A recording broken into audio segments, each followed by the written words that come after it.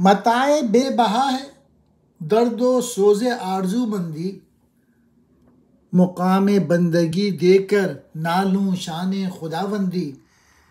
تیرے آزاد بندوں کی نہ یہ دنیا نہ وہ دنیا، یہاں مرنے کی پابندی وہاں جینے کی پابندی۔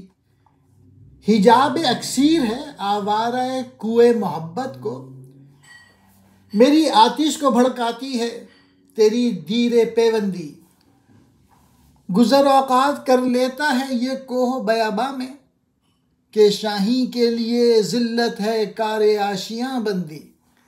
پہلے شعر میں اقبال کہہ رہے ہیں عشق میں محبوب کی آرزو اور سوز و درد نہایت بیش قیمت سرمایہ ہے۔ اگر مجھ سے کہا جائے کہ میں بندگی ذوق و شوق چھوڑ کر آقائی کی بے نیازی لے لوں تو میں یہ سودا کبھی نہ کروں گا۔ گویا ایسا سرمایہ چھوڑ کر آقا کی سی بے نیازی اختیار کرنا عاشق کی شان کے خلاف ہے۔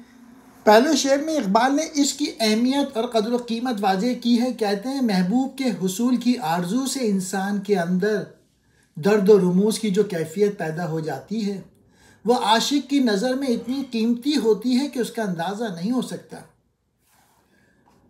مقام بندگی سے شان نیاز اور شان خداوندی سے مرتبہ ناز مراد ہے۔ اقبال یہ بتانا چاہتے ہیں کہ مرتبہ نیاز مرتبہ ناز سے زیادہ دلکش ہوتا ہے۔ دوسرے شعر میں اقبال نے آزاد بندوں کی صفت بیان کی ہے۔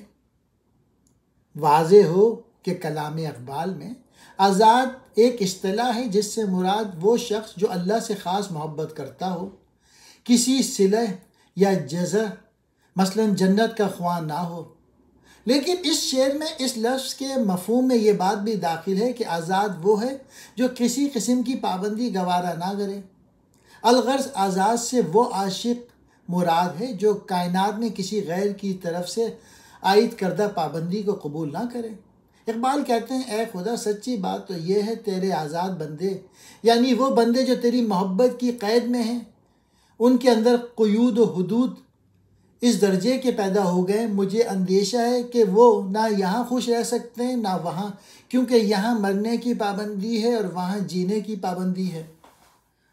گویا یہاں یعنی اس دنیا میں تو ہر حال میں مرنا ہے، لیکن وہاں ہمیشہ کی زندگی ہوگی، اور یہ دونوں پابندیاں ہیں جو آزاد فطرت عاشق کے لیے گویا ناگوار ہیں۔ تیسرے شعر میں اقبال کہتے ہیں کہ محبوب جب تک پردے میں رہے تو سوز عشق میں اضافہ ہوتا جاتا ہے۔ اے خدا جب میں غور کرتا ہوں تو عاشق کے حق میں بہت مفید ثابت ہوتا ہے، کیونکہ جس قدر تو مجھ سے اجتناب کرتا ہے اس قدر تجھ سے ملنے کی آرزو پیدا ہوتی ہے۔ محبت کے کوچے میں آوارہ گھومنے پھرنے والے عاشق کے لیے محبوب کا پردے میں رہنا ایک طرح سے اس کے لیے یہ پردہ اکسیر کی تاثیر رکھتا ہے۔ پھر چوتھے شعر میں شاہین یا شہباز جیسے پرندے کے لیے اپنا آشیانہ بنا کر رہنا ذلت کا باعث ہے، اسی لیے وہ کوہ بیاباں میں اپنی زندگی بسر کرتا ہے۔ گویا بلند حوصلہ انسان کو اسباب و وسائل سے کوئی تعلق یا دلچسپی نہیں ہوتی، وہ اپنی ہمت کے وجہ سے اپنی زندگی سنوارتا ہے۔ اس شعر میں شاہین کا استعارہ اقبال نے بلند حوصلہ اور جرت مند لوگوں کے لیے استعمال کیا ہے۔ جس طرح شاہین اپنا گھونسلے بنانے کو ذلت تصور کرتا ہے، اس کے برعکس وہ آزادانہ پرواز کے ساتھ پہاڑوں اور جنگلوں میں بسیرا کرتا ہے۔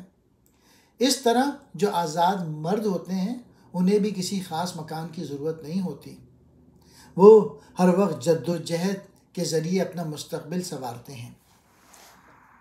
متاع کہتے ہیں سامان کو، بے بہا یعنی ایسی قیمت جو ادا نہ ہو سکے، مقام بندگی اطاعت کا مقام، شان خداوندی اللہ کی شان کے مقابل، آزاد بندوں جو ہر طرح بلند نظر ہوں۔ حجاب پردے کو کہتے ہیں، اکثیر بہترین دوا، آوارہ کوئے محبت، محبت کے کوچے میں پھرنے والا۔ دیر پیوندی دیر سے ملنے والا،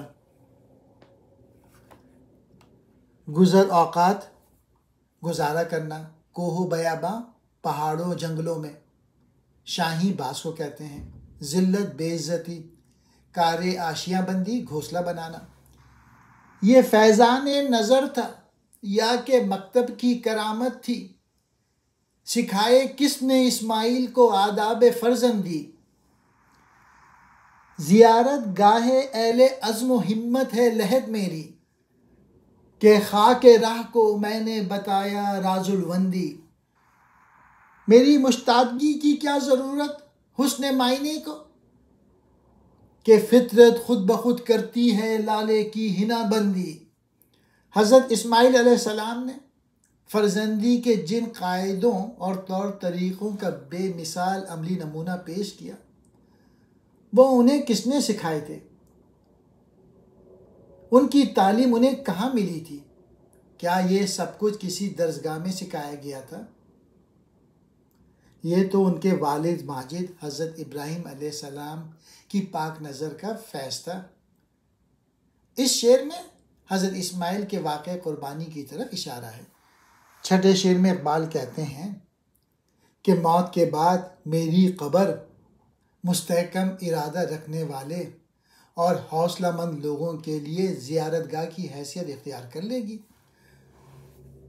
اور پھر دوسرے مصرعے میں اس کی وجہ بھی بتائی ہے، اور اس کی وجہ یہ ہے کہ میں نے راستے کی گرد کو پہاڑ جیسا مضبوط و ثابت قدم اور وسیع بننے کا راز بتا دیا ہے۔ یعنی میری شاعری کو پڑھ کر جو کمزور لوگ ہیں وہ اپنے اندر مضبوطی پیدا کر سکتے ہیں۔ یہی وجہ ہے کہ بلند ہمت انسان میری قبر پہ آتے جاتے رہتے ہیں۔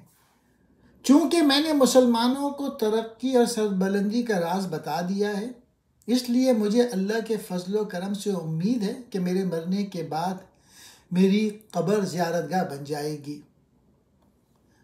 اور میری قبر پہ آ کے لوگ فاتحہ پڑھیں۔ آخری شعر میں اقبال کہتے ہیں، لوگوں کے دلوں میں گھر کرنے کے لیے کسی انسان کی کوشش کے محتاج نہیں، سچی بات تو خود دلوں میں گھر کر لیتی ہے۔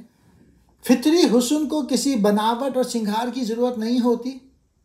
جس طرح قدرت نے لالے کے پھول کو ایک فطری سرخ رنگ عطا کیا ہے، اسی طرح سچائی کے اظہار میں کسی طمع سازی کی حاجت نہیں ہوتی۔ فیضان نظر، نظر کی عطا تھی۔ مکتب کہتے ہیں مدرسے کو۔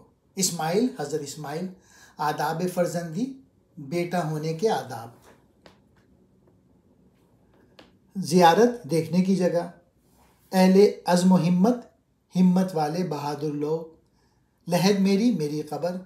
خاک راہ، آدمی۔ الوندی، ایران میں ایک پہاڑ کا نام ہے۔